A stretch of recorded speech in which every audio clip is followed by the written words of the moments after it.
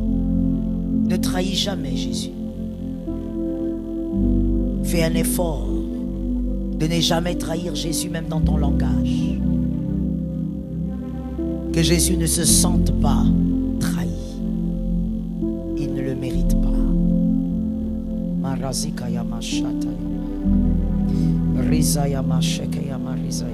Alléluia. Saint-Esprit, Sheme Razaya Mashaya, Razaya Mashete, Ikeya Masaya Mayama. Alléluia, Saint-Esprit, l'Esprit de vie, Shamaya Mayama, Razikaya Mashaya Mayama, Marazia Mashataya. Saint-Esprit, El Shaddai, El Shaddai, El Elyon Adonai. D'âge en âge, tu es loué par le puissant que j'ai. El Shaddai, El Shaddai, El Elyon Adonai. Je te louerai où que j'aille, El Shaddai. Les années l'ont bien montré que Christ est venu en son temps parmi ces gens aveuglés que pourtant il chérissait.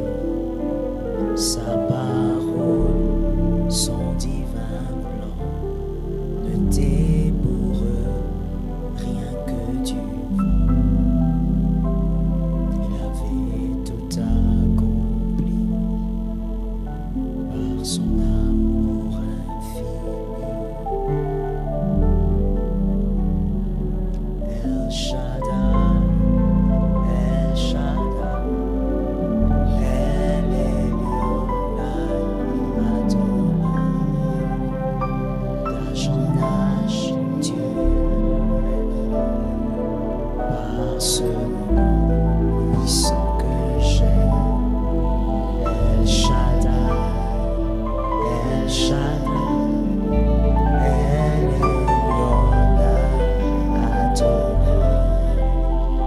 Tu as gagné la bataille, El Shaddai. Jésus, tu as gagné la bataille, El Shaddai.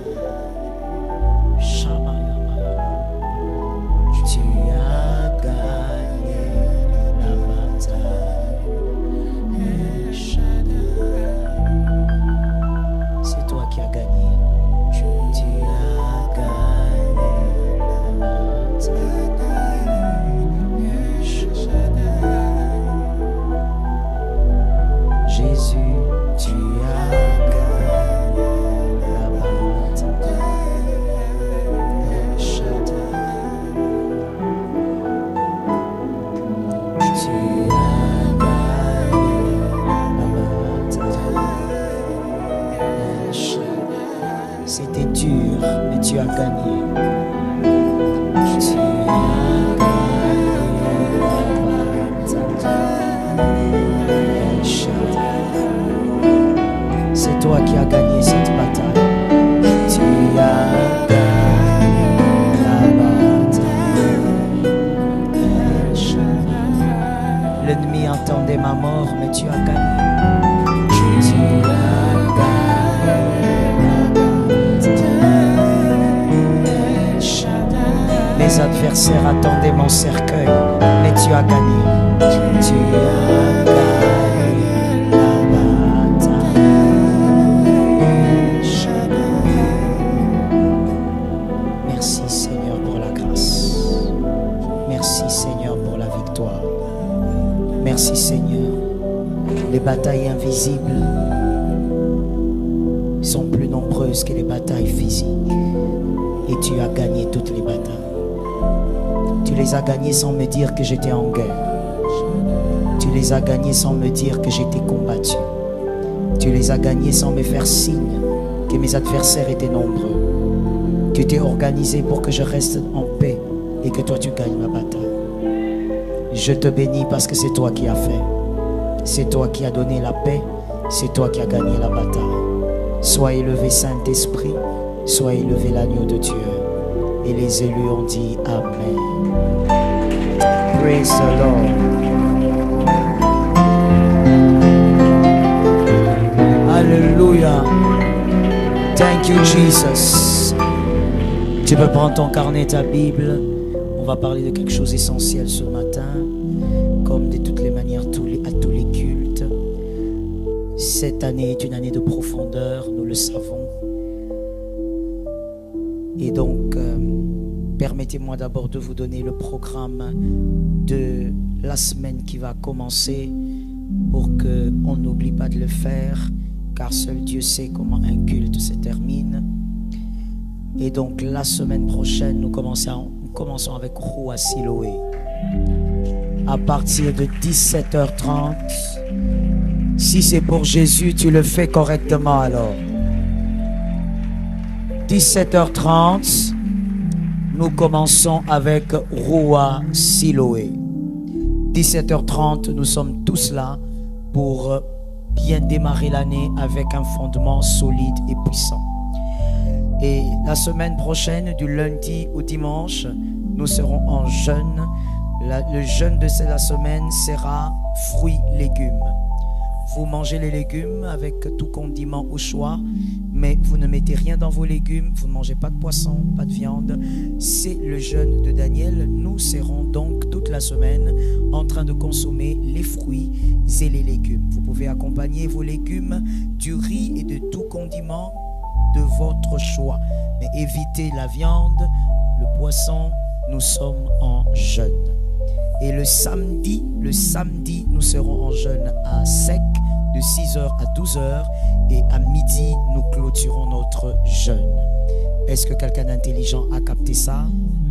Le verset que nous lirons toute la semaine avant le coucher, avant donc de dormir, tous, si vous êtes dès cette assemblée connectés à cette alliance, vous allez le faire parce que vous vous sentez identifié dans la chose.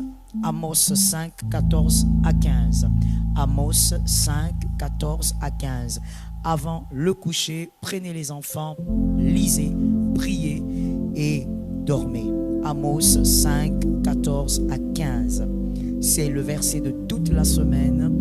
Et donc, je répète que le jeûne de la semaine, surtout pour ceux qui sont en ligne, qui nous posent souvent la question, toute la semaine, nous serons en jeûne des légumes avec le condiment au choix. Si vous voulez avec le riz, avec des patates, c'est comme vous voulez, mais vous ne mangez pas de viande, pas de poisson.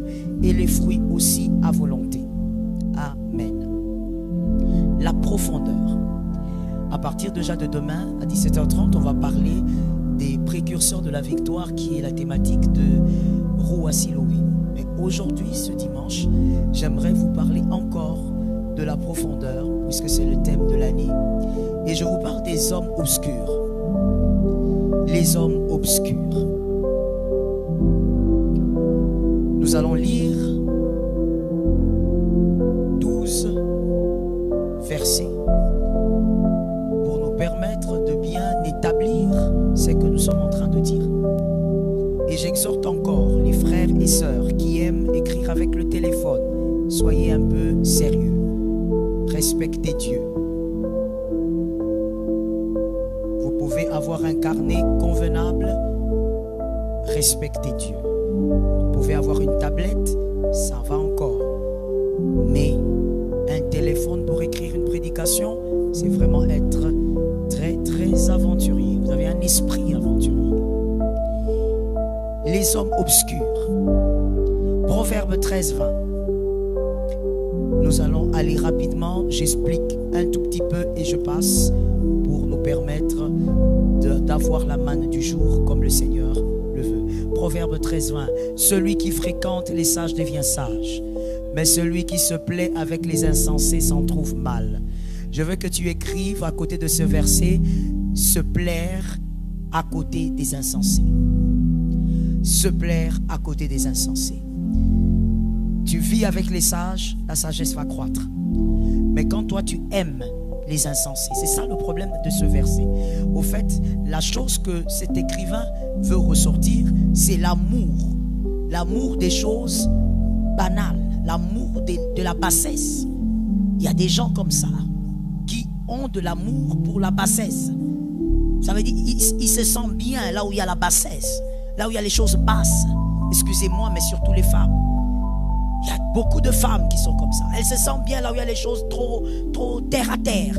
C'est ce qu'elles aiment. Cet écrivain est en train d'insister sur cela. Se plaire. Deuxième verset, Proverbe 15, 12. Proverbe 15, 12. Je demande à la régie d'être rapide parce qu'on a 12 versets. Merci. Le moqueur n'aime pas qu'on le reprenne. Il ne va point vers les sages. Cet écrivain ressort deux choses. Que celui qui va vers les sages aime la réprimande. Et il est en train, en même temps par ricochet, en train de dire que celui qui aime la réprimande est sage. Il y a des gens qui n'aiment pas les reproches, qui ne supportent pas les personnes qui reprochent. Quand tu commences à les reprocher, ils s'éloignent. Quand tu commences à les reprocher, ils te bloquent.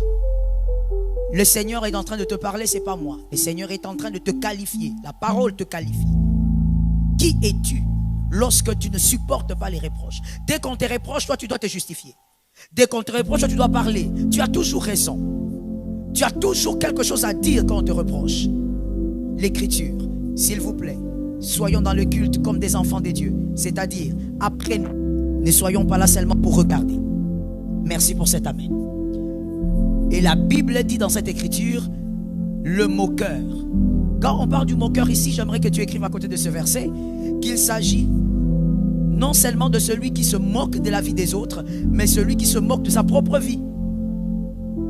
Celui qui se moque de sa propre vie. En d'autres termes, celui qui blague avec sa propre vie. Voici son comportement. Il va fuir les personnes qui font des reproches. 3. Job 12, 12. Job 12, 12.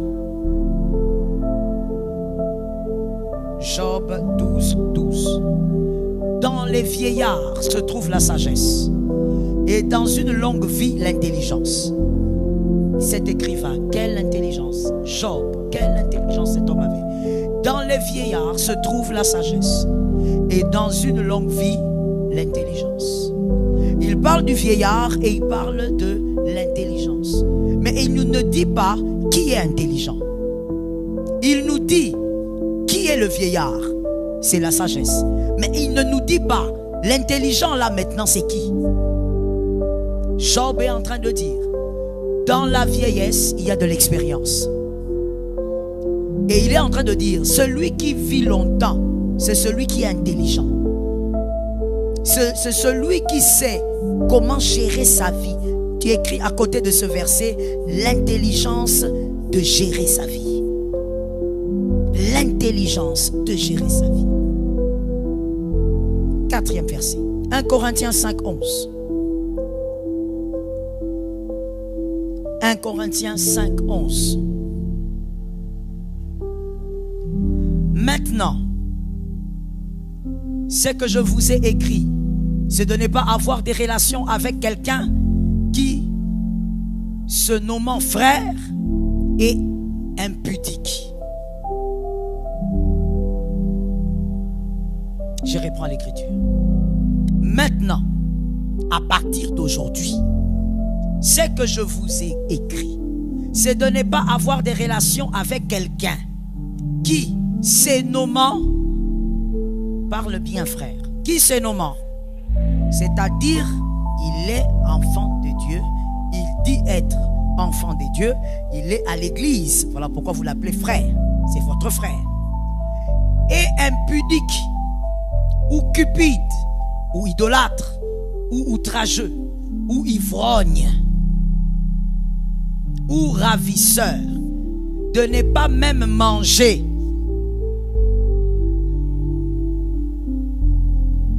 C'est l'écriture. Je posais la question, est-ce que c'est l'écriture? Parce qu'en ce temps de la fin, les hommes, même quand ils voient la vérité, ils la refusent. Voilà pourquoi je vérifie. Est-ce que c'est l'écriture?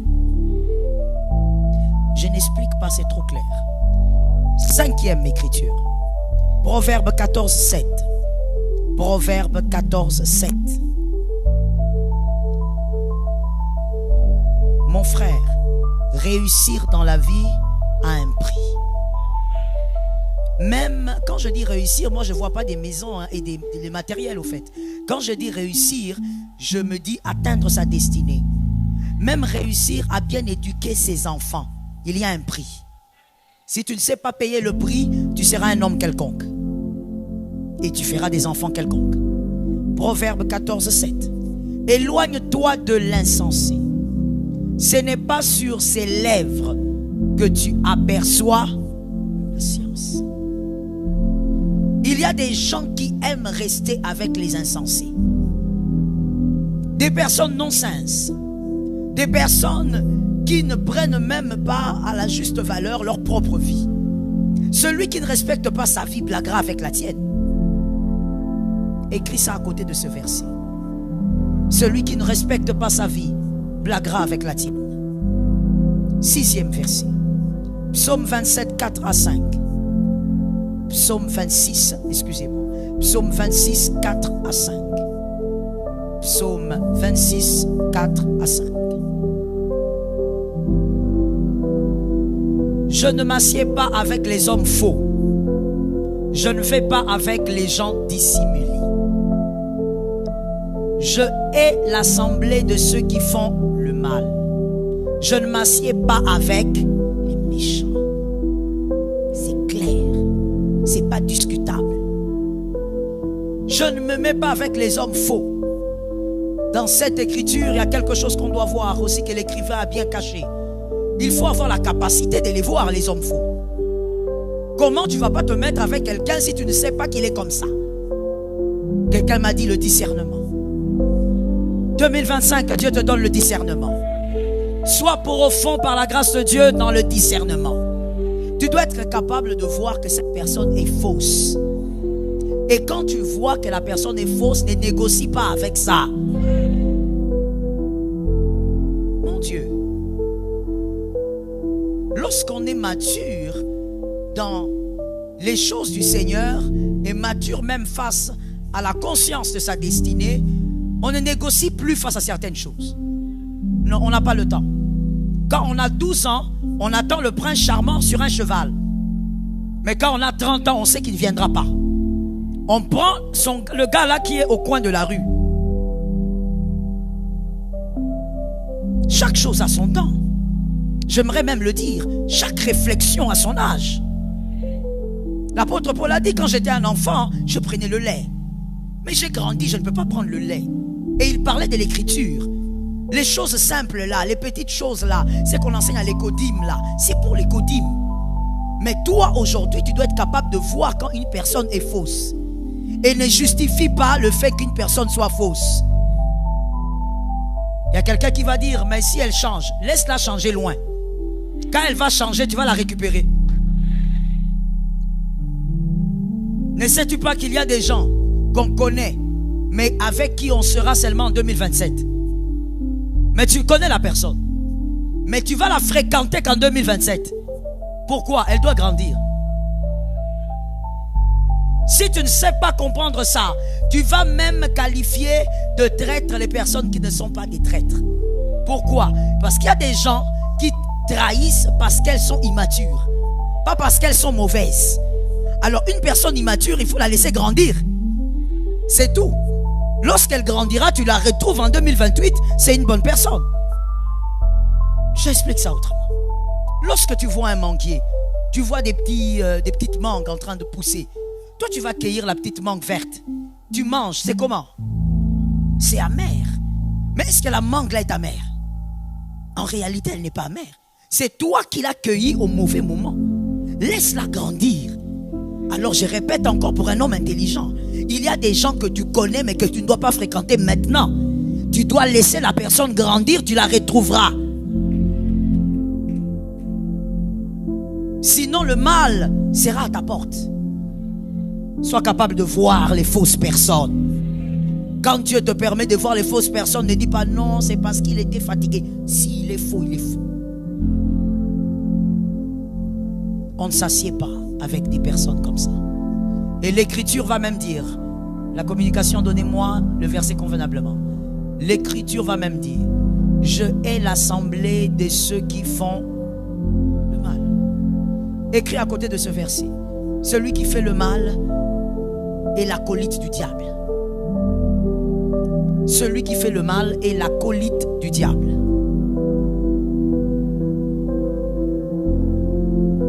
Un enfant de Dieu ne fait pas le mal. Si tu le fais de manière inconsciente, automatiquement, quand tu en es conscient, tu demandes pardon. Voilà pourquoi je t'ai toujours dit, fonctionne selon les Écritures. Ne sois pas celui qui a lésé une personne et puis tu dis, j'attends que sa colère baisse. On n'attend pas que la colère baisse. Quand tu as lésé quelqu'un, va demander pardon. À la minute, tu demandes pardon. Si tu ne peux pas l'avoir, prends ton téléphone qui est devenu comme ta deuxième femme ou ton deuxième mari, demande pardon. Non, j'attends un peu. Tu attends quoi? C'est pas ce que la Bible dit. 6e verset. Psaume 26, 4 à 5. C'est pas le 6e? 7e. Merci d'être avec moi. 7e verset. Proverbe 22, 24 à 25. Proverbe 22, 24 à 25. Proverbe 22, 24 à 25. Ne fréquente pas l'homme colère. Ne va pas avec l'homme violent. De peur que tu ne t'habitues à ses sentiers. Wonderful reading. Merveilleuse écriture. Parce que la majorité d'entre nous, nous sommes dans ça. Aujourd'hui, quelqu'un doit sortir de ce couloir diabolique. Et qu'il ne devienne un piège pour... C'est-à-dire que tu vas souffrir du syndrome de Stockholm. C'est-à-dire tu vas commencer à aimer ton bourreau. Tu vas commencer à chérir ton bourreau. L'Écriture est en train de dire, fais attention avec 2 catégories de personnes.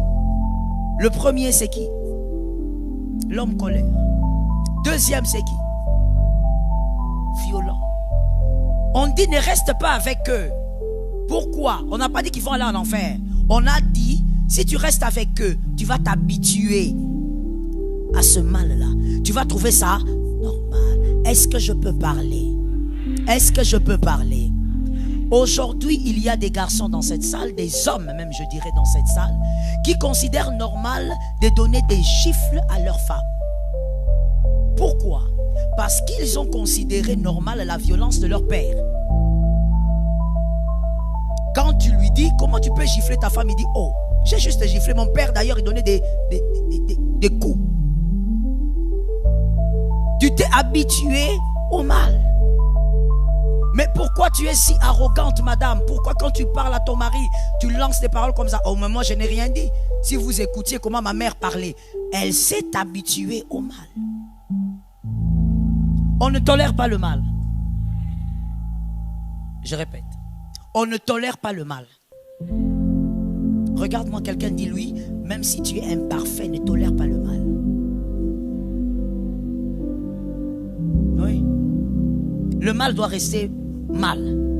Et tu dois avoir en horreur le mal. Que Jésus nous délivre. Écrit à côté de ce verset, je ne m'habitue pas au mal. Que ce soit une déclaration prophétique. 8. Proverbe 4, 14 à 15. Proverbe 4, 14 à 15. Proverbe 4, 14 à 15. N'entre pas dans le sentier des méchants et ne marche pas dans la voie des hommes mauvais. Celui qui parle en mal de ton frère est un mauvais. Peut-être qu'il faut t'expliquer c'est qui le mauvais. Et toi-même, si tu as ce cœur, guéris in the name of Jesus. C'est pourquoi l'onction est là. Mais je n'ai pas entendu les amens, je vais les entendre. Quand je demande les amens, derrière moi aussi que j'entende les amens. Celui qui critique ton frère avec toi est un mauvais. Celui qui vient te raconter les choses qu'un autre frère fait, tu as vu, il a fait. Pourquoi tu racontes? Va lui dire. Tu as peur de lui? La Bible dit, la Bible nous dit, quand tu as un problème avec ton frère, va le voir. En d'autres termes, la Bible est en train de nous dire, chrétiens, enfants de Dieu, soyez courageux. Ne soyez pas hypocrites. Tu as un problème avec lui, va le voir. Pourquoi tu appelles André, Jacques, Marc pour raconter l'histoire? Non, on était ici, mais je me suis senti humilié. Tu t'es senti humilié, va lui dire que tu t'es senti humilié. Allez régler ça comme des frères. J'ai beaucoup aimé quelque chose que mon fils héritier avait dit hier à la montagne de prière avec les ouvriers. Il a dit, mais lorsque vous êtes dans vos familles et que votre père vous fait quelque chose, il a un comportement qui vous déplaît, vous ne quittez pas la famille. Vous ne la quittez pas. Peut-être même que tu ne vas même pas bouder tellement que tu respectes papa. Pour nous qui avons grandi dans l'éducation militaire, tu n'as même pas le droit de bouder. Tellement que tu respectes papa. Mais pourquoi dans l'église, on dit c'est la famille éternelle? C'est la famille qui va demeurer. La biologie qui va s'arrêter ici. La famille éternelle. Pourquoi quand tu as des problèmes avec ton frère, tu appelles un autre? Est-ce que quand tu as des problèmes avec ton frère biologique, tu vas appeler les gens ailleurs? Si tu le fais, je dis c'est pas normal. Votre famille a une maladie. Je répète. Si toi tu as des problèmes avec ton grand frère et que tu dois appeler ta cousine qui a Lubumbashi, votre famille est malade. Je répète encore. Parce que je sentis que c'est toi. Si tu as des problèmes avec ta petite soeur, tu dois appeler votre grande soeur qui vit à Kimwenza. Votre famille souffre d'une grande maladie. Je vais même te choquer pour te dire, les prédécesseurs ont raté quelque chose. Il y a un fondement qui a raté. Quand tu as un problème avec ton petit frère, avec ton grand frère, avec ton jumeau, tu lui parles à lui.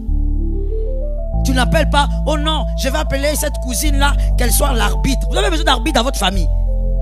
Qui est Messie? Ça, c'est une famille malade. Ainsi, quand on parle de famille glorieuse, tu dois venir apprendre que l'Éternel te délivre. Une famille qui a un bon fondement éducationnel, tu as un problème avec ton grand frère, vous chamaillez sa barde, c'est pas un problème. Même l'écriture, l'apôtre Paul dit, c'est pas un problème. Les frères peuvent se chamailler. Mais après ça, on s'aime, on dit, c'est quoi? On n'appelle pas quelqu'un? Alors pourquoi dans l'église, quand tu as un problème avec quelqu'un, tu dois aller appeler quelqu'un d'autre?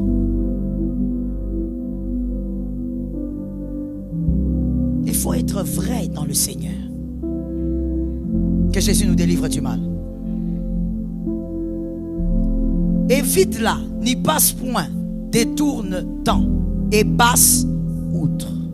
Que Jésus t'aide cette année à passer outre. Écris à côté de ce verset, que l'Éternel m'éloigne du mal. Écris ça, que l'Éternel m'éloigne du mal. 30e verset, 9e. Proverbe 16, 29. Proverbe 16, 29. Proverbe 16, 29. L'homme violent séduit son prochain et le fait marcher dans une voie qui n'est pas bonne. Ne sois pas séduit par le mal. Vous écouterez, souvent c'est au milieu des hommes adultes, adultes, je dis en âge. Souvent c'est au milieu des hommes que ça se passe. Et je pense même que ça doit être un homme qui a écrit ça.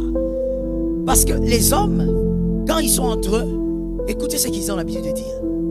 Ah non, Jacques c'est un homme d'esprit. En tout cas lui, quand il dit quelque chose, on doit raté.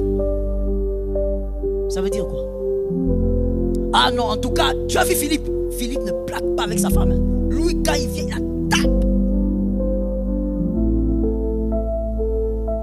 Au fait, la violence, qu'elle soit physique ou verbale, elle est acclamée au milieu de certains hommes. Pourquoi? Écoutez bien la suite. C'est ce qui est important. Parce que selon eux, ça donne des résultats. Mon frère, tout résultat n'est pas vie.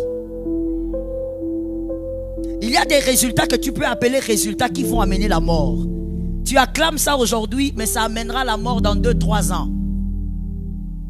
Tout résultat n'est pas vie. C'est pas parce que tu as vu ton ami faire quelque chose dans son foyer, tout le monde tremble là-bas, tu dis oui, c'est ça le comportement à avoir. Est-ce que tu crois qu'il y a la vie là-dedans?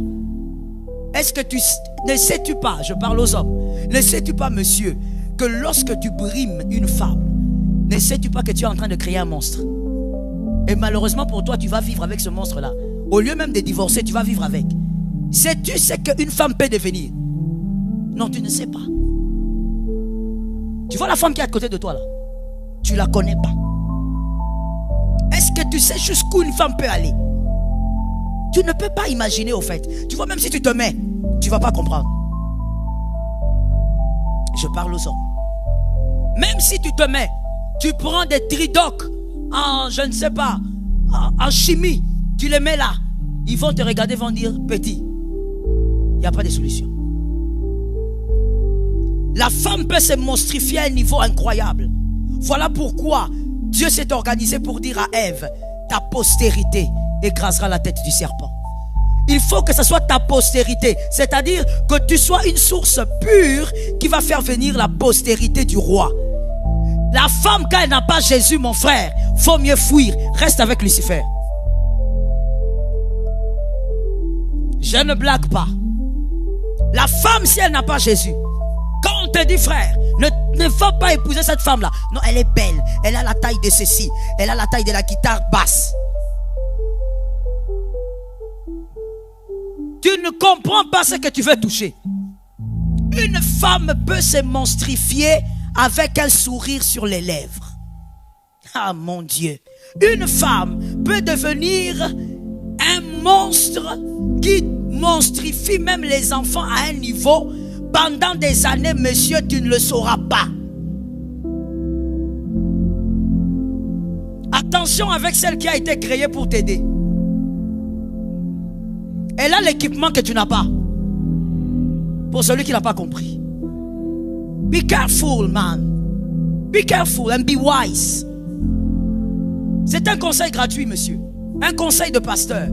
Tu es marié, vis en paix avec la femme là. Je ne dis pas accepte toutes ces sottises. Je dis vivez en harmonie, ajustez-vous, aimez-vous, corrigez-vous. On vient de le dire, celui qui aime la réprimande est béni. Tu peux la corriger, elle te corrige, vous évoluez. Mais ne te dis jamais, monsieur, que, comme l'écriture le dit, la violence, comme ça donnait des résultats là-bas. Une femme, il faut la brimer. Une femme, il faut... Elle peut être là toute brimée, mais c'est qu'elle te prépare. Il y a des femmes, j'ai vu dans mon ministère, elle a tellement été brimée pendant des années, et pour des raisons que j'ignore, hein, elles ne m'ont même pas bien expliqué pourquoi. Elle a refusé de faire du mal à cet homme-là, mais elle a préparé un deuxième round. Ça veut dire qu'elle n'a jamais fait du mal à cet homme. Elle a tellement été brimée que si tu la vois vivre, tu dis, mais ça c'est quoi? L'esclavage au 21e siècle ou quoi? Elle est toujours correcte. Elle répond toujours à cet homme bien. Elle est toujours là. Même quand il vient ivre, il la bat, il la laisse nue dehors. Elle est là. Mais le deuxième round qu'elle a préparé, lorsque tous les enfants ont atteint la majorité, aucun enfant ne supporte le père jusqu'aujourd'hui. Ce père vit comme un misérable, comme s'il n'a jamais eu d'enfant. Elle préparait le deuxième round. Doucement, doucement. Les enfants sont devenus les adversaires de leur père. Des garçons qui ne supportent pas leur père. Certains d'entre eux, je connais, ils sont des ouvriers dans une certaine église à Paris que je connais. Mais malgré qu'ils servent Jésus, ils se sont mariés, leur papa n'est pas venu. Ils n'ont pas envoyé les billets. Ils ont envoyé les billets à leur maman, à leurs oncles. Mon frère, je ne suis pas en train de t'effrayer. Je suis simplement en train de te dire, la sagesse, tout résultat n'a pas de vie. Il ne faut pas croire que parce que tu as gueulé, tu as crié, elle s'est tue. Tu dis, ah, c'est ça, c'est ce qu'il faut avec elle. Il faut que na bangi s'arraille. Tout résultat n'a pas de vie. Be wise. Sois sage sur la terre.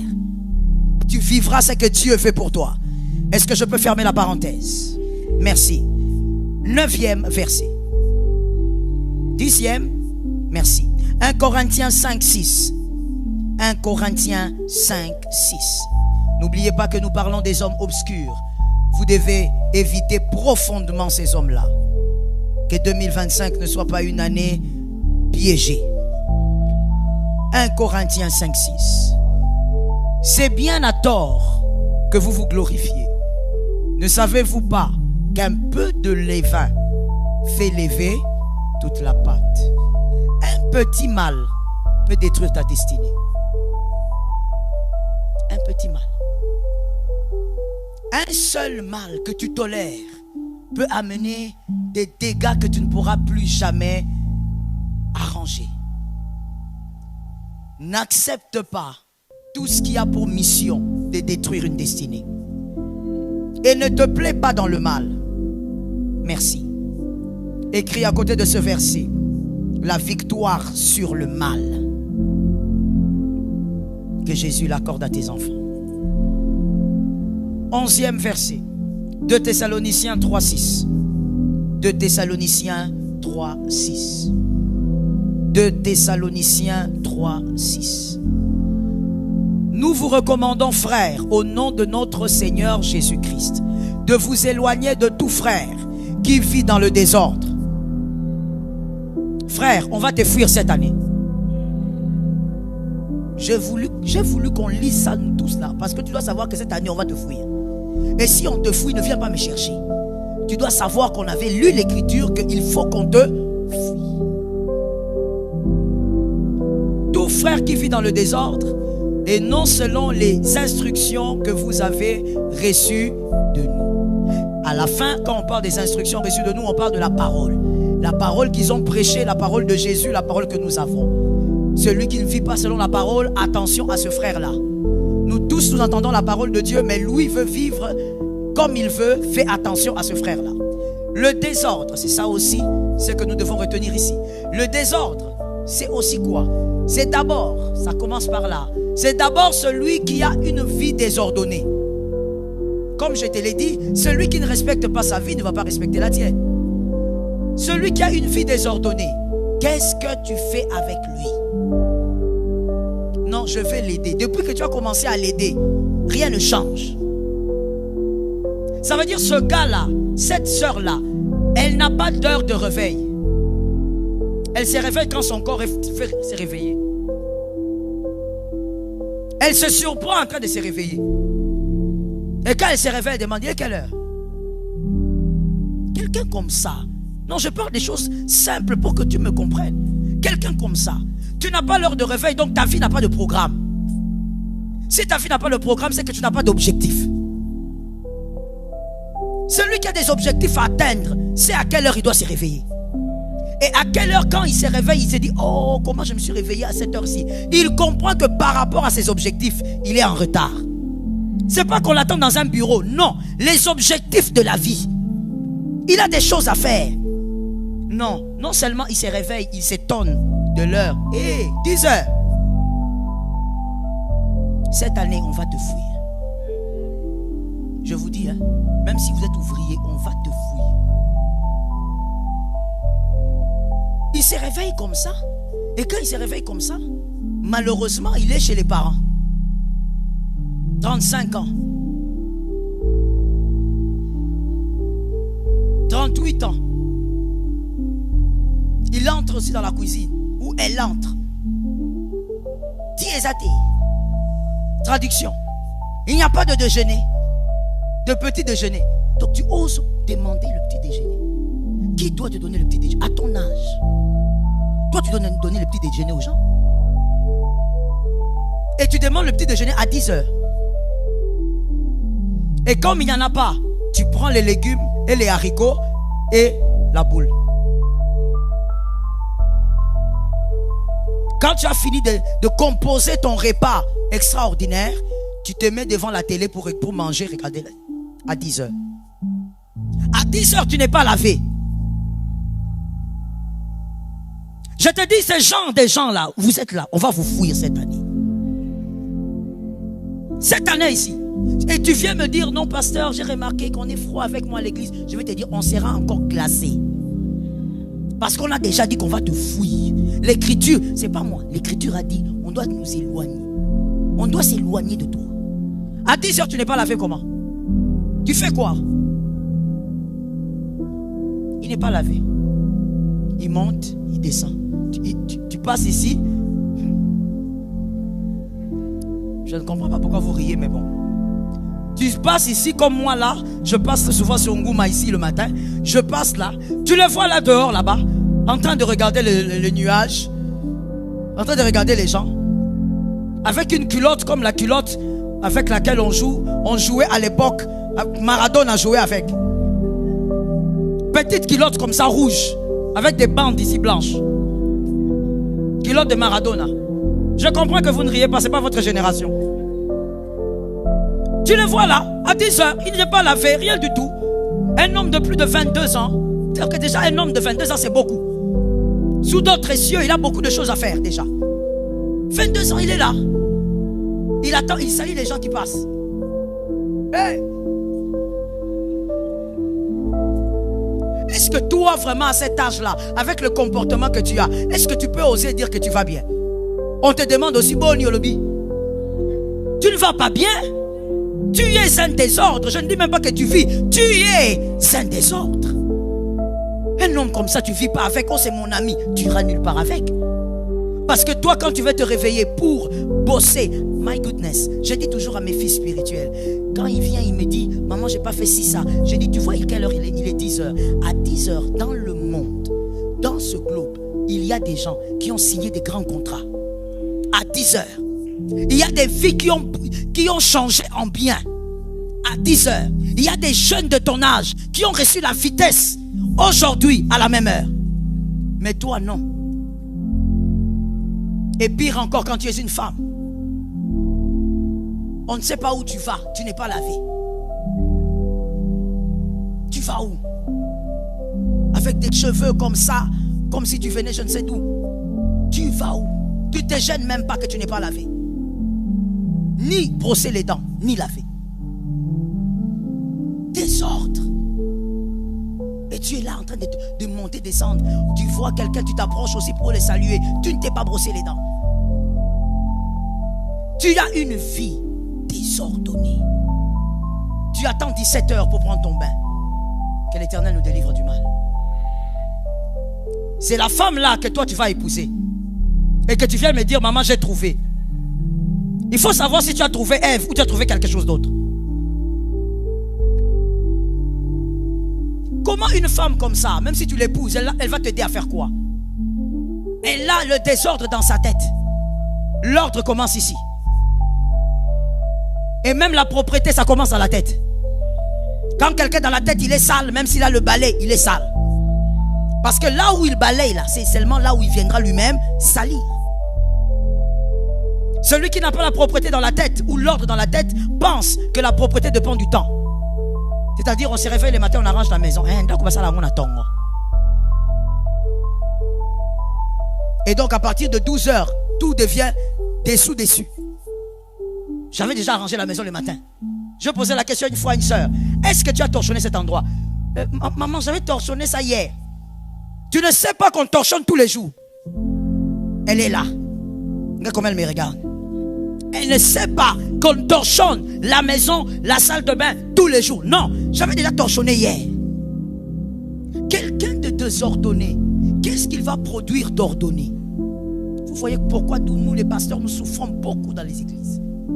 Parce que les enfants ont grandi. Il y a des gens qui ont grandi. Il est désordonné. Pire encore, certains garçons, pour nous les Africains, non, c'est un garçon, il faut les laisser. Ce sont les filles qui doivent travailler. On nous envoie des cas. Des garçons à qui tu vas dire, écoute, arrange, classe un peu ces enveloppes. Même classer les enveloppes, il n'arrive pas. Pourquoi? Le désordre est là-dedans. On ne l'a pas éduqué dans l'ordre parce qu'il est garçon.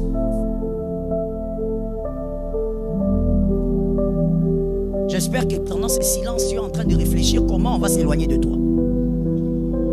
Parce que le silence là est très bon. Il faut organiser un balamoko. Que dans souka kilto, il va bien dire.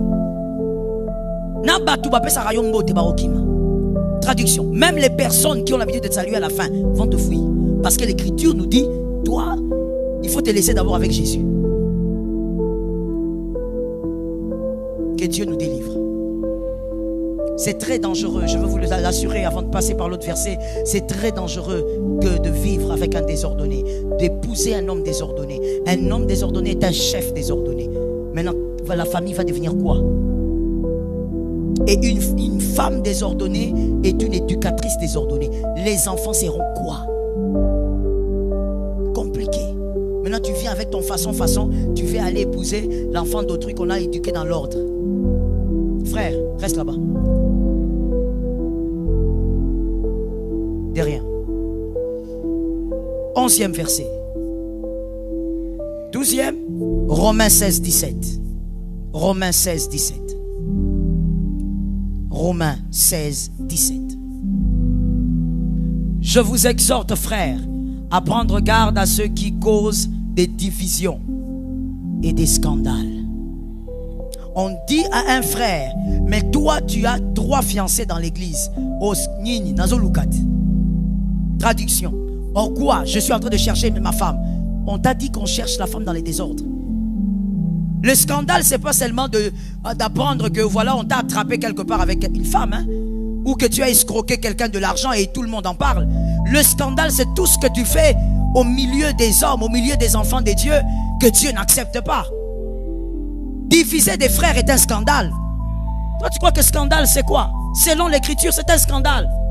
Tu viens, tu as trouvé les gens, ils s'aimaient bien, ils étaient joyeux. Toi, tu entres au milieu des gens là-bas, tu commences. Toi, tu crois que Niclette t'aime. Toi, tu crois que Janine t'aime. Elle ne t'aime pas. D'ailleurs, elle était venue me voir.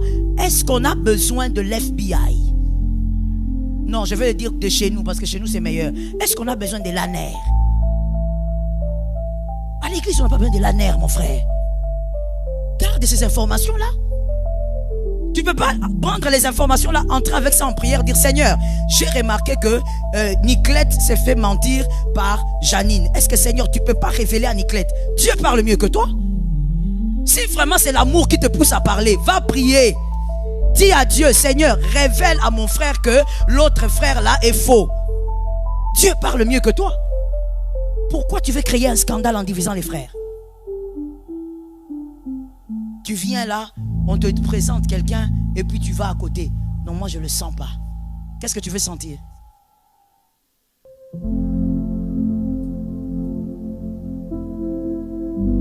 Attention, c'est à ceux qui divisent et qui créent des scandales. Au préjudice de l'enseignement que vous avez reçu. Éloignez-vous. Est-ce que ce n'est pas l'écriture ça? Éloignez-vous d'eux. Il y a un temps où on laisse à une personne le temps de se rattraper. Et il y a aussi un temps où on s'éloigne. Parce que chaque saison n'apporte pas les mêmes choses. Il y a des saisons où vous devez avoir la matrice des choses glorieuses. Quelqu'un a entendu? Il y a des saisons, et je crois que 2025 fait partie de ces saisons, où c'est une saison qui doit produire des matrices. Grâce à ce que tu auras ici, 2026 sera autrement. Et on ne joue pas avec la saison qui a la matrice. Oh non, Natal, non, tu sais, je l'observe d'abord. Ce n'est pas le moment de l'observation. C'était 2024 là, on a pris 12 mois pour t'observer. Cette année, éloignement. Ah, je dis encore moi-même amen à ça. Comme c'est la parole, je dis amen. Cette année, c'est l'année de la matrice. Quand on va profondément avec Dieu, c'est pour avoir des résultats. Et comme on aura la matrice de tout le reste, on ne blague pas avec cette année. La seule personne que tu trouves, si tu trouves un peu étrange, que tu es obligé de rester avec, c'est ton mari, ta femme. Là-bas, même si tu le trouves lion, reste là. Oh non, je n'avais pas bien vu. C'est comme s'il est... Frère, reste là. Sœur, reste là. Vous êtes liés par le lien du mariage. Mais le reste, frère, si je te trouve façon, éloignement. 2025, c'est l'année de la matrice. Il y a des choses que tu dois avoir cette année pour que 2026 soit une année de paix. Non, je vais mieux le dire. Pour que 2026 soit une année de continuité. Tu reçois cette année et l'année prochaine, les choses continuent. J'ai envie de dire, j'entends l'Esprit me le dire. Je le dis, Saint-Esprit. Écoute ce qu'il veut que je te dise. Dans toutes les saisons, Dieu ne donne pas... Non, on va le dire autrement. toute chose ne se recommence pas. Ou ne se commence pas. Je commence par là. Toute chose dans la vie d'un enfant de Dieu ne se commence pas. Il y a des choses que tu ne dois pas commencer, tu dois continuer. Quelqu'un d'autre avait déjà commencé. Toi, tu ne commences pas, tu fais quoi? Tu continues. Dans des saisons, il y a aussi des saisons où tu ne dois pas commencer certaines choses, tu dois les continuer. 2026, tu vas continuer.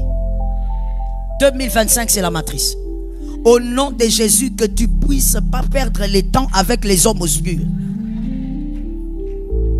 Est-ce qu'on se capte? Donne-moi quelques minutes, je te donne 3 hommes obscurs et j'ai fini. 3 types d'hommes obscurs, selon tous les 12 versets qu'on a donnés. Je veux aller. On peut y aller? Premièrement, les Tobija. Les Tobija. Les Tobija selon Néhémie 4.3. Les Tobija sont des hommes à éviter cette année. In the name of Jesus. Ça veut dire que ce sont des hommes qu'on va garder au chaud dans l'intercession, dans la présence de Dieu, mais physiquement éloignement. On va les mettre beaucoup dans la présence de Dieu. On va prier beaucoup pour eux, mais physiquement éloignement.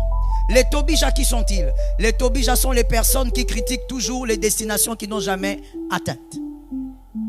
Tobija. Ce sont les gens, certainement que tu en as, une copine comme ça, un ami comme ça, un collègue au travail. Il critique toujours ce qu'il n'est pas.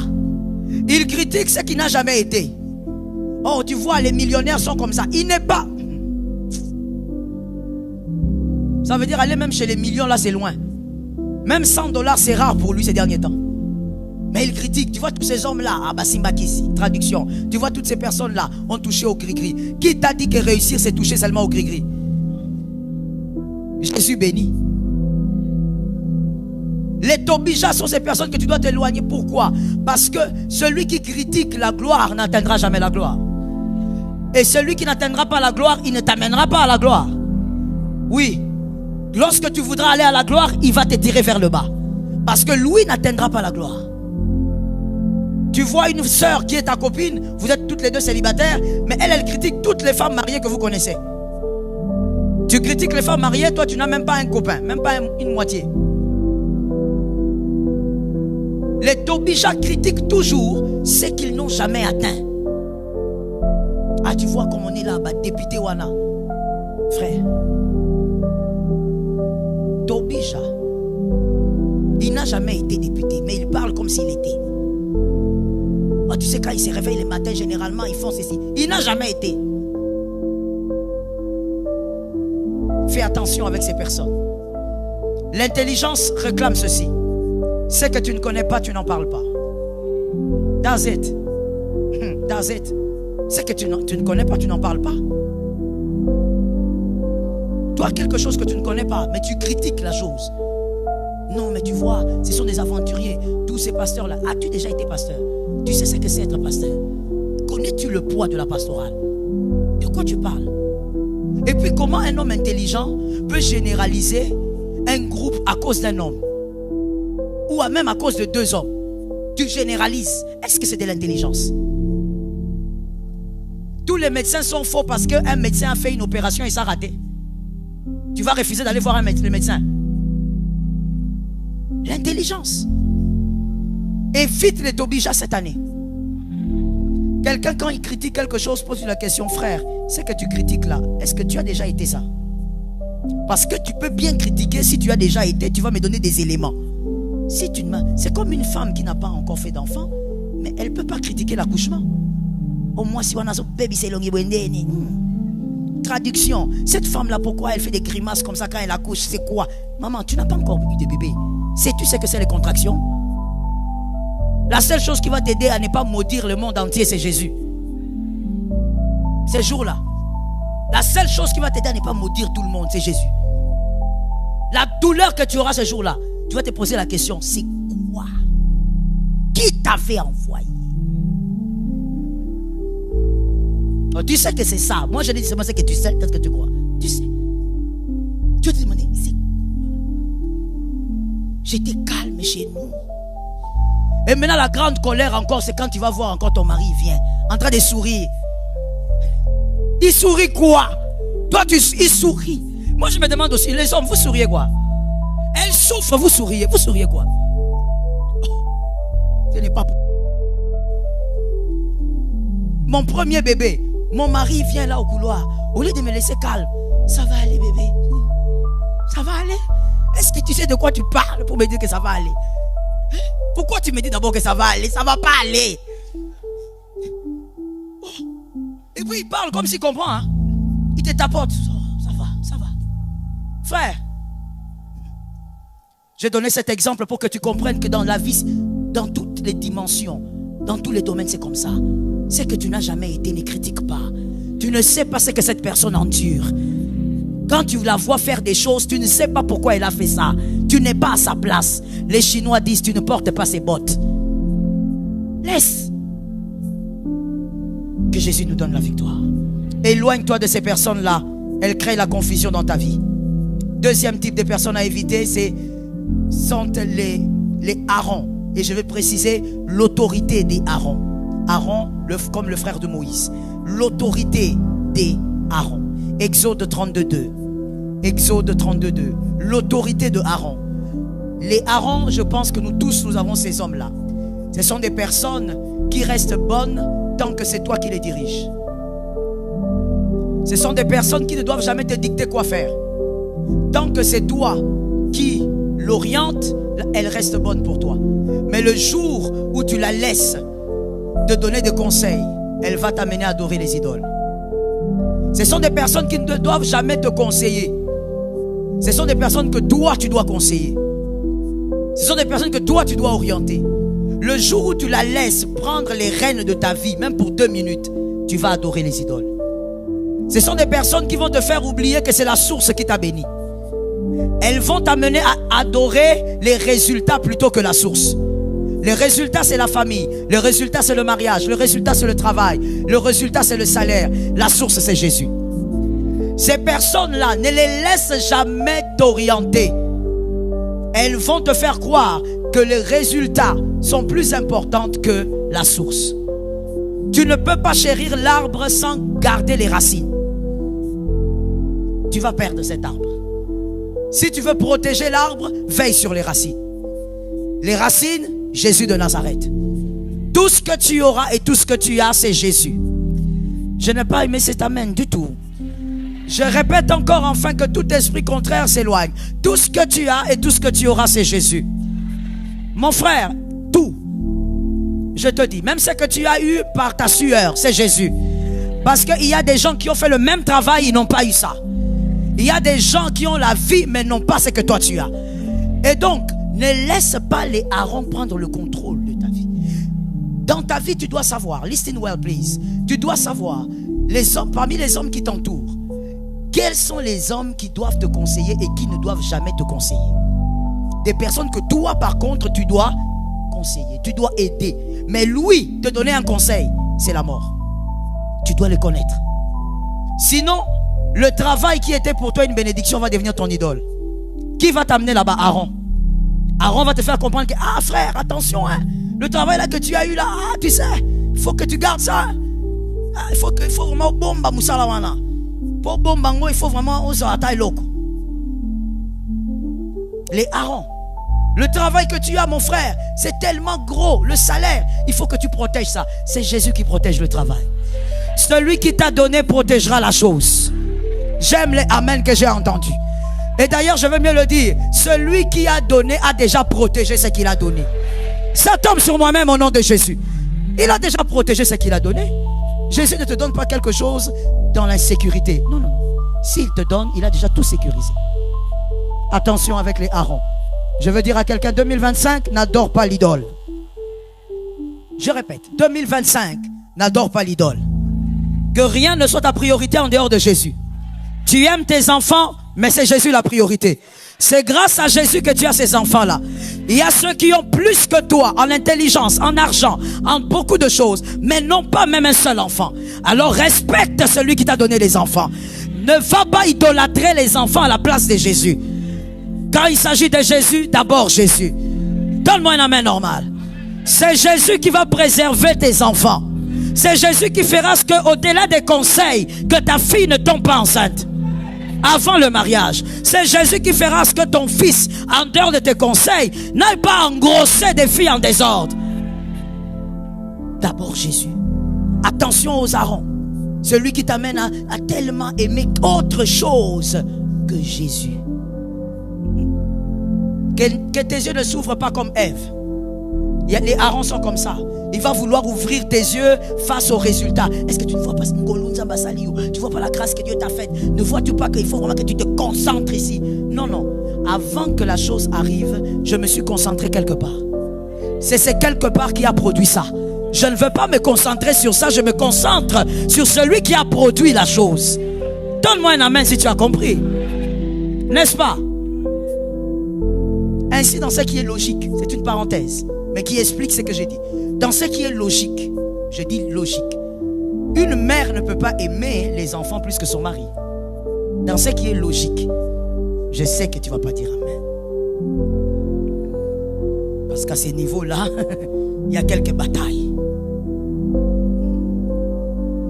Il y a même une femme qui a dit dans son cœur, pasteur, Tokufa. J'ai dit dans la logique, une femme doit aimer son mari plus que les enfants. Pourquoi? C'est la source. C'est très bizarre que d'aimer les résultats plus que la source. C'est pas correct. Et c'est pareil pour le mari. Normalement, il doit aimer sa femme plus que les enfants. C'est la source. Faut pas me choquer comme j'ai été choqué à un moment donné. À un moment donné de ma vie. Mon mari vient et me dit, tu sais, il y a un frère là. Il me cite le nom du frère qu'on connaît. Il priait pas à l'Aïna, mais on le connaissait. On priait pour lui de temps en temps. J'ai dit oui. Ah, tu sais que sa femme, elle est à terme. Ah, d'accord. Ok, gloire à Dieu. Et puis mon mari qui dit, oh, le frère là dit qu'on prie pour sa femme, comme elle va accoucher. Je dis ok, comme d'habitude, on va prier puisqu'on a l'habitude de prier pour lui. Et quand la femme est allée accoucher, le frère appelle mon mari, lui dit, papa, ça c'est compliqué ici. Maintenant on me demande entre l'enfant et la maman. Alors mon mari qui dit, oh mon frère, tu m'appelles pour ça. Mais le choix est clair, non? Tu leur as dit quoi? Ah papa, je leur ai dit l'enfant. Ma soeur, moi j'ai dit ça 2 fois. Mon mari a dit, hein? Tu as dit quoi? Tu as choisi qui? Ah papa, moi qui est. Traduction. Le petit enfant doux, gentil. Mon mari était estomaqué. Il vient me voir et me dit, les frères là, il y a des complications. J'ai dit, ah bon? Prions. Il me dit, non, écoute. Pas la prière. Il faut répondre là-bas. J'ai dit, répondre quoi? On a demandé la femme et l'enfant. Lui, il a dit l'enfant. J'ai dit, hein? J'ai dit, mais c'est ton sorcier. Après ça, je ne sais pas. J'ai dit à mon mari, tu l'appelles, tu lui dis, il ne peut pas faire ça. On l'appelle, on lui dit, frère, oh, c'est ta femme qui est là-bas. L'enfant, Dieu peut vous faire grâce, vous aurez un autre enfant. Et lui qui est là, d'accord, papa. Tu sais, moi j'ai dit à mon mari, sincèrement, j'ai dit à mon mari, après cette histoire, il faut les shooter. Ça, c'est pas un fils normal. Comment il peut préférer l'enfant qu'il n'a pas vu? Une femme que tu as épousée, que tu as draguée, que tu as aimée. Tu veux qu'elle reste là-bas, qu'on t'amène un bébé. Mais je vois des hommes qui me regardent aussi bizarrement dans cette salle. C'est comme si ces hommes sont en train de dire, maman, maintenant tu veux quoi? Oh. La source ne peut pas être plus importante que le résultat. Plutôt, le résultat. Le résultat ne peut pas être plus important que la source. Oh. J'ai dit ce qui est logique. Maintenant, tu vois, quand ici, tu as vu que quand on a parlé de cet homme ou d'une autre histoire, tu as vu un peu comment les gens ont bourdonné.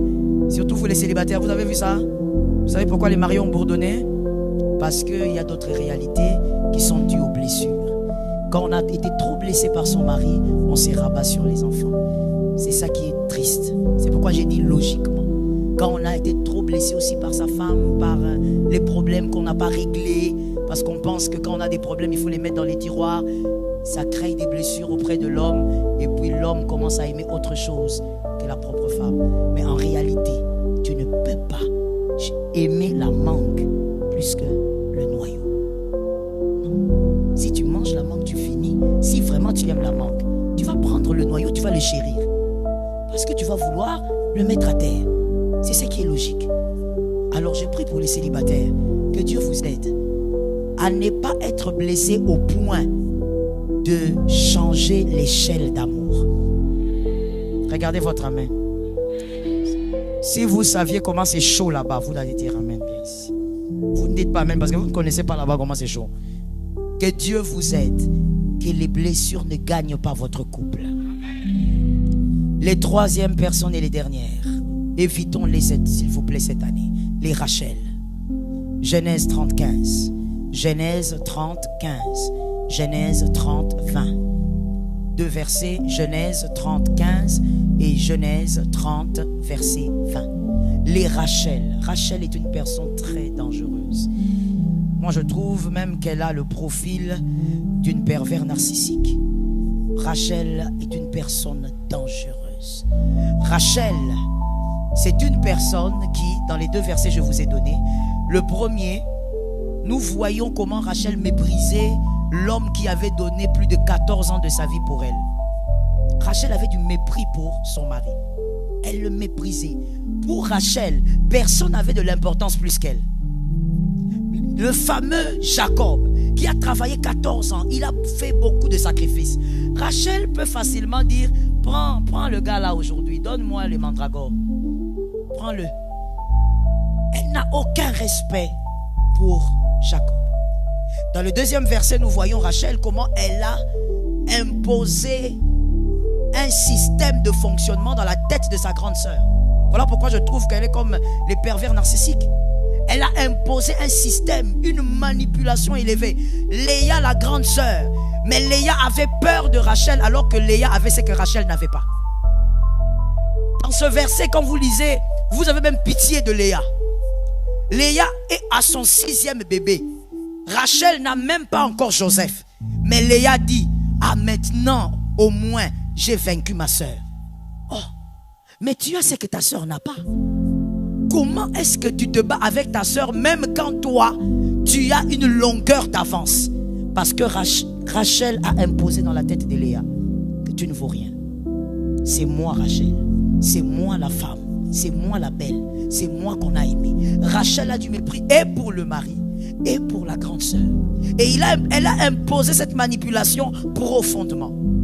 Je dis à une personne, 2025, ne sois pas avec les Rachel. Les personnes qui ne croient pas en toi, on les met à côté. Tout simplement. Une personne qui ne croit pas en toi, tout ce qu'il y a de bon, elle ne voit pas cela en toi. Qu'est-ce que tu fais avec elle?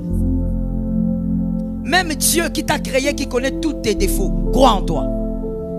Dieu vient auprès de quelqu'un et c'est aussi actualisé pour toi aujourd'hui. Il dit à cette personne, vaillant héros. Mais vaillant héros là, est-ce qu'il n'a pas le péché? Non, je ne l'ai pas entendu. Est-ce que je suis dans l'assemblée de ma campagne? Est-ce que le vaillant héros là ne péchait pas? Est-ce que le vaillant héros là n'était pas imparfait? Mais Dieu lui dit, hey, vaillant héros, tu vaincras Madian comme un seul homme. Quelqu'un qui se sent tout petit, tu lui dis qu'il va vaincre comme un seul homme. Il dit, toi, tu es fort. Même Dieu qui connaît les défauts les plus cachés de ta vie, il croit en toi. Si Rachel vient à côté, éloigne-toi de Rachel. Celui qui ne croit pas en toi, qu'il soit d'abord dans son couloir. Est-ce que quelqu'un m'entend bien? Celui qui ne croit pas en toi va te détruire au niveau de l'esprit. Regarde comment Rachel, Léa, une dame déjà qui est, je ne sais pas quelle âge elle avait, mais elle ne croyait pas en elle. Malgré que sa sœur était stérile comme tout. Mais Léa est toujours en train de se battre avec sa sœur. Un mal, on l'a introduit dans sa tête. On lui a dit, on lui a fait comprendre que tu n'es rien. Tu ne deviendras jamais quelqu'un. Tu ne deviendras personne. Je dis à quelqu'un, cette année, cette personne-là ne soit pas sur ton couloir. Cette personne ne doit pas être sur ton couloir. Là où l'Éternel t'amène, c'est un lieu de gloire. Tu dois croire en ça. Écoute comment Jésus fonctionne avec toi. Toi, peut-être que Rachel a déjà commencé à détruire. Peut-être que c'est ton ami. Peut-être que c'est un frère. Peut-être même que c'est un cousin. Il y a des familles tellement toxiques. Ou même il y a des frères qui sont comme ça. Qui détruisent mentalement leur petit frère. Le petit ne croit plus en lui. parce que son grand frère a pris trop de place. J'ai dit à quelqu'un, Dieu fonctionne avec 2 systèmes. Le premier, il a une destinée qu'il a tracée et t'amène là-bas. J'ai aimé cet amen, moi aussi je dis amen. Dieu cette année a un projet de gloire et il va t'amener là-bas. Et s'il t'amène là-bas, c'est parce qu'il t'a capacité pour y arriver. C'est parce qu'il croit en toi avant que tu ne fasses tomber Goliath. Ah, je dis moi-même amen. C'est parce qu'il croit en toi avant même que tu tues l'ours et le lion. Il croit en toi, voilà pourquoi il t'a donné cette capacité. Et la deuxième manière de faire de Dieu, I like it. Dieu ira là où tu veux aller. Tant que c'est pour des bonnes motivations, là où ta foi arrive, Dieu t'accompagne. Alors crois en toi, tu iras là où Dieu te voit. Si Dieu lui-même qui t'a créé, il croit que si tu veux aller là-bas et que tes motivations sont bonnes, il t'accompagne. Qui est Rachel? Pose la question à quelqu'un, pose la question. Qui est Rachel? Localise-moi 3 personnes, dis-leur qui est Rachel. Rachel, elle est qui? Rachel est qui? Celui qui a dit que tu n'auras jamais un bon mariage. Qui est Rachel? Qui a dit que tu n'auras jamais un bon travail? Qui est Rachel? Qui a dit que tu ne vas pas vieillir? Qui est Rachel? Là où tu veux aller, Dieu t'amène. Là où ta foi arrive, Dieu aussi arrive avec toi. My God. Ma fille, viens ici. S'il te plaît. Approche. Oui, oui, oui, toi avec le sac rouge. Cours, cours, cours. Et quand le Saint-Esprit est là, et comme l'apôtre dit, quand l'eau est agitée, il faut saisir. Mets-toi à genoux ici, réclame ta part. Qui est Rachel? Dieu lui-même, il est en train d'aller guérir un enfant de 12 ans. La femme de la perte de sang. Elle n'était pas dans le programme. Elle regarde et dit, l'homme est là. Je prends ma chose aujourd'hui. Dieu n'a pas interdit la chose d'arriver. Qui est? Si Rachel ne croit pas en toi, Rachel égale 0 plus 0. Ah, quelqu'un n'a pas bien répondu. 0 plus égale. Rachel est 0. Si elle ne croit pas, elle va acclamer. Si elle ne croit pas, elle va voir. Si elle ne croit pas, elle va constater. Si elle ne croit pas, elle va remarquer. Refuse de te laisser arrêter par Rachel. Messieurs, je vais te choquer. Pourquoi est-ce que tu t'es laissé embobiner par ton Rachel? Et peut-être que ton Rachel, c'est ton père biologique. Il ne croit pas en toi, il est libre. Il t'a fait arriver sur la terre, mais il ne te fera pas arriver à destination. C'est Dieu qui te fera arriver à destination. Si ton père est ton Rachel, on est désolé, mais ce n'est pas entre ses mains que se trouve ta destinée. Est-ce que je parle à quelqu'un qui comprend? Si ta mère, elle est Rachel, elle a toujours l'habitude de te dire, tu n'es rien. Elle t'insulte, elle te méprise. Tu as grandi avec les insultes de ta mère. Nous sommes désolés. Mais écoute, à la naissance, les médecins sont là, savent que quand l'enfant naît, on coupe quelque chose. Quand l'enfant naît, on coupe quoi? On coupe pour dire à l'enfant, toi et maman, vous avez maintenant des limites. Même si tu t'aides au sein, à un moment donné, tu vas rester seul. Si ta mère c'est Rachel, je suis désolé, mais tu iras au-delà même sans elle. Tu iras au-delà même sans... my. Regarde cette écriture. Voilà pourquoi il est écrit. Je connais les projets que j'ai formés. C'est pour dire que si ton papa ne croit pas en toi, moi qui suis supérieur, je connais les projets. Si ta mère, les personnes qui doivent te bénir sur terre ne veulent pas te bénir, moi qui suis supérieur, je connais les projets. Projets de paix et non. Pour te donner un avenir, il y a de l'espérance en 2025. Tu vas arriver malgré Rachel.